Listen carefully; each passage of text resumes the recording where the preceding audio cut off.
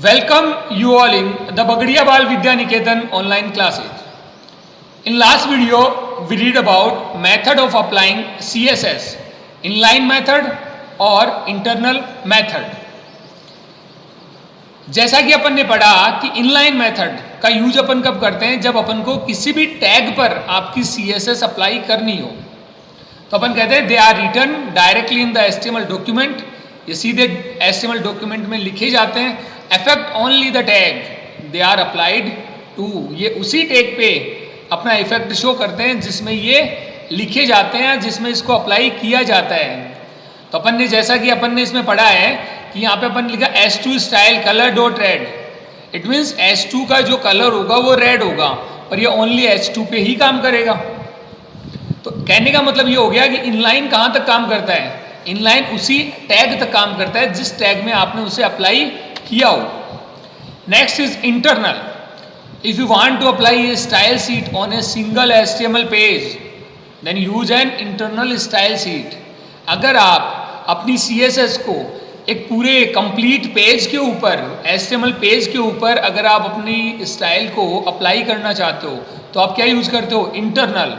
It means जैसे अपन ने किया यहाँ पे, अपन ने जो भी अपन CSS अप्लाई कर रहे हैं उसको हेड पार्ट के अंदर लिखेंगे. तो अपन ने लिखा है style H2 colour dot red. It means अब जितनी भी H2 होगी आपके पेज के अंदर सभी का कलर कैसा होगा, रेड होगा. तो कहने का मतलब ये हो गया कि ये पूरे पेज के ऊपर काम करेगा. इनलाइन है, पर्टिकुलर टैग तक काम करता है. इंटरनल है, वो पूरे पेज पे काम करता है. अभी जितनी भी H2 जो हेडिंग है वो सारी की सारी का कलर क्या होगा, red. Then next is external. अब यहाँ पे बात करते हैं कि एक्सटर्नल का यहाँ पे क्या यूज है. We need an external CSS file to define style effect for multiple web pages and with it. कि अगर आपको अपनी CSS को मल्टीपल वेब पेज पर भी अप्लाई करना है, या अपन कह सकते हैं कंप्लीट वेबसाइट पर अप्लाई करना है, तो आप क्या यूज करते हो, एक्सटर्नल CSS को आप यूज करते हो.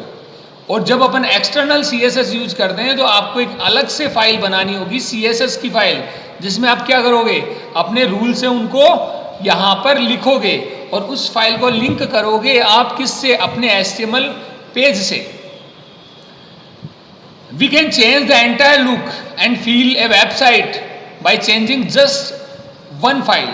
आप एक फाइल के अंदर चेंज करके अपने वेबसाइट के अंदर जितने भी फॉर्मेटिंग है उसको चेंज कर सकते हो. To use external CSS, a link to the file is added to head section. अगर आप अपने एक्सटर्नल जो CSS है वो आपने यूज किया है तो आप क्या करोगे, अपनी जो फाइल होगी CSS की उसको किससे लिंक करोगे, अपने हेडर सेक्शन के अंदर अपने HTML डॉक्यूमेंट से आप क्या करोगे, लिंक करोगे. जैसा कि मैं यहाँ, आप लोग यहाँ पे देख पा रहे हैं, यहाँ पे सबसे पहले अपन ने लिखा doc type HTML. Then doc type HTML के बाद अगर अपन बात करें तो अपना ये आता है हेडर सेक्शन. हेडर सेक्शन के अंदर आप एक स्टेटमेंट देख पा रहे हैं जिसमें लिखा है link REL is equal to style sheet, type is equal to text oblique CSS और href is equal to 1.css. देखिए ये सारे जितने भी इसके कंपोनेंट है, या अपन कह सकते हैं जो एट्रीब्यूट्स हैं, इनके बारे में मैं आपको बताऊंगा बाद में. अभी आप इतना ध्यान रखें कि href is equal to 1.css. It means एक फाइल है जिसका नाम है 1.css. वो आपकी एक्सटर्नल फाइल है, उसको आपने अलग से बनाया है. उसमें आपने जितने भी रूल्स हैं वो आपने क्या करे हैं, लिखे हैं, और उसको आपने क्या किया है, अपने इस HTML पेज के अंदर अप्लाई किया है. अब क्या होगा कि 1.css के जितने भी रूल्स हैं उसके अकॉर्डिंग आपका जितना भी डेटा है जो आपके बॉडी के अंदर है उसकी फॉर्मेटिंग है वो शो होगी. देख लेते हैं अपन अब 1.css के अंदर क्या है. तो जैसा कि आप देख पा रहे हैं अपन ने लिखा 1.css के अंदर अपनी जो एक्सटर्नल CSS फाइल बनाई है उसमें जितने भी रूल्स है वो अपन ने लिखे हैं, जिसमें अपन ने कहा है बैकग्राउंड कलर क्या होना चाहिए, लाइट ब्लू. आपका बैकग्राउंड कलर लाइट ब्लू होना चाहिए. H1 के अंदर आपका कलर क्या होना चाहिए, नेवी कलर होना चाहिए. मार्जिन लेफ्ट का कितना होना चाहिए, 20 पिक्सल्स होना चाहिए. अब आपको इतना ध्यान रखना है कि बैकग्राउंड कलर लाइट ब्लू है, H1 का कलर नेवी है और मार्जिन क्या होगा, 20 पिक्सल्स का. अगर मैं बात करूं कि आपकी ये फाइल है, इसके अंदर आपने 1.css को अटैच कर दिया, लिंक कर दिया। href का मतलब लिंक करना होता है, हाइपर रेफरेंस। तो यहाँ आपने अपनी फाइल है जो 1.css है उसको क्या कर दिया है, लिंक कर दिया है। अब आपका आउटपुट की अगर अपन बात करें तो आउटपुट आपका कुछ इस टाइप का होगा। देखिए आपका जो बैकग्राउंड कलर है वो लाइट ब्लू आ रहा है। यहाँ पे आपकी जो हेडिंग आ रही है वो किस में आ रही है, नेवी कलर के अंदर आ रही है। अभी आप देख पा रहे इधर थोड़ा सा मार्जिन है, ये 20 पिक्सल का मार्जिन भी अपन ने यहाँ पे रखा है। तो कहने का मतलब आपका ये हो गया कि 1.css है, इसमें जितना भी आपने रूल्स अप्लाई किए हैं, जितने भी रूल्स आपने लिखे हैं, वो सारे रूल्स आपके कहाँ पे शो होंगे, आपके पेज के ऊपर शो होंगे। क्यों होंगे, क्योंकि आपने यहाँ पे href = 1.css लिखा है। इट मीन्स आपने इसको लिंक किया है। तो कहने का मतलब ये हो गया कि जब आप एक्सटर्नल CSS फाइल बनाते हैं, इट मीन्स आप यहाँ पे क्या करते हैं, लिंक करते हैं अपनी फाइल को। अब यहाँ पे बात आती है कौन कौन से कंपोनेंट है, कौन कौन से एट्रीब्यूट है जो अपन ने यहाँ पे लिखे हैं। तो देखिएगा मैंने यहाँ पे ये भी बता रखा है कि an external style sheet can be written in any text editor. आप एक्सटर्नल जो स्टाइल शीट है वो किसी भी टेक्स्ट एडिटर में बना सकते हैं। And must save with .css extension, कि आप क्या कर सकते हो, क्या करना होगा आपको, .css से उसको सेव करना होगा। जैसे अपन ने बनाया 1.css, अपन ने .css का यूज किया है। नेक्स्ट है the external CSS file should not contain any HTML tag. यहाँ पे क्या नहीं होना चाहिए, कोई भी HTML टैग नहीं होना चाहिए।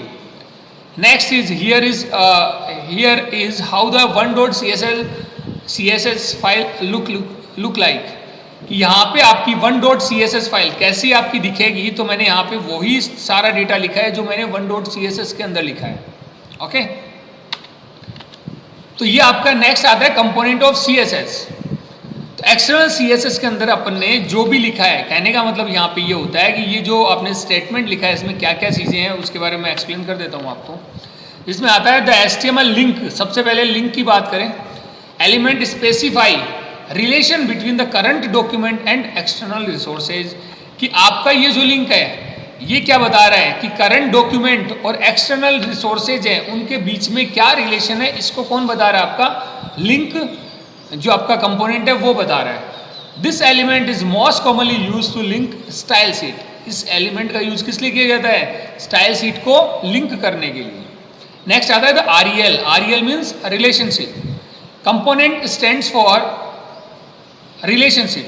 The REL component stands for relationship and it is one of the key feature to link element. ये किसका फीचर है, link element का फीचर है। The value denote how the item being linked to is related to the containing document, कि यहाँ पे ये क्या करता है, जैसे मैंने यहाँ पे लिखा REL, REL के अंदर लिखा अपन ने स्टाइल शीट, कि आपने ये बताया है कि लिंक आपने किस टाइप से किया है। तो अपन ने स्टाइल जो सीट है उसको काम में लिया है। तो कहने का मतलब ये हो गया कि कौन सी वैल्यू है, किस प्रकार की वैल्यू आपने उसमें लिखी है, तो वो यहाँ पे आप क्या करते हो बताते हो। नेक्स्ट आता है वो आता है the type. The type component contain the type of resource being link, कि आपने यहाँ पे लिखा है टाइप। इट मीन्स आपकी जो फाइल है उसका टाइप क्या होगा। भैया अपन ने CSS बनाई है फाइल और टेक्स्ट एडिटर में बनाई है, तो अपन ने यहाँ पे टाइप क्या होगा अपना, text/CSS। Next is href। href component specify the name of CSS file being link, कि यहाँ पे href फाइल है, सॉरी href जो आपका कंपोनेंट है इसमें आपने स्पेसिफाई किया है कि कौन सी CSS फाइल को आपने लिंक किया है। तो अपन ने किसको किया है, 1.css को किया है। तो ये सारे कंपोनेंट है अपने किसके, CSS जो एक्सटर्नल फाइल अपन अटैच करते हैं उसमें जो लिंक आता है उसके जो कंपोनेंट है वो अपने ये सारे हैं। ओके।